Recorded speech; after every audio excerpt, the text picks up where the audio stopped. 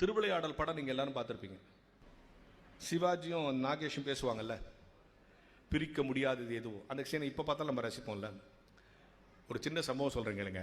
அந்த படம் எடுக்கிறதுக்கு முன்னால் டேரக்டர் போய் சிவாஜியை ஃபிக்ஸ் பண்ணிட்டா, நீங்கள் தான் ஹீரோன்னு. அடுத்த நாகேஷ்கிட்ட போகிறார், நாகேஷ் நீங்கள் தான் இந்த ரோலை நீங்கள் நடிக்கிறீங்க.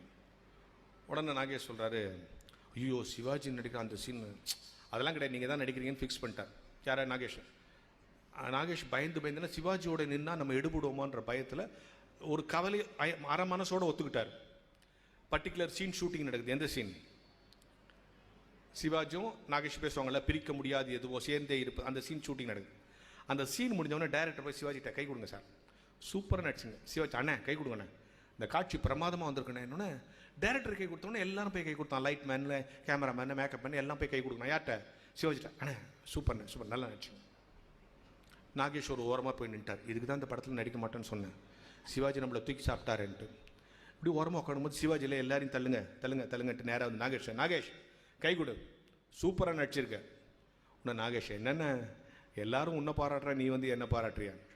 இல்லை நாகேஷ், இன்னும் 50 வருஷம் கழிச்சு இந்த படத்தை பார்த்தாலும் இந்த சீனில் என்ன ரசிக்க மாட்டாங்க, ஒன்றை தான் ரசிப்பாங்க. சிவாஜி சொன்ன ஸ்டேட்மெண்ட் உண்மைன்னு உங்கள் கைத்தட்டு சொல்லு.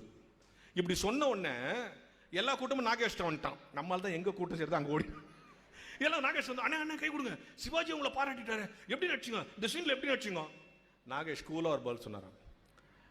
டைரக்டர் வந்து இந்த படத்தில் நான் வந்து தானாக புலம்புற கேரக்டர்னு எனக்கு சொன்னார்.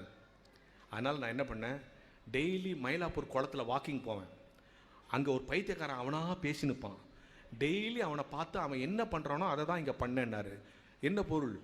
கற்றுக்கொள்ள வேண்டும் என்று ஆர்வம் இருந்தால் பைத்தியக்காரனிடத்திலிருந்து கூட கற்றுக்கொள்ளலாம். கற்றுக்கொள்ளக்கூடாது முடிவெடுத்தா நம்ம பக்கத்து வீட்டில் திருவள்ளுவர் இருந்தால்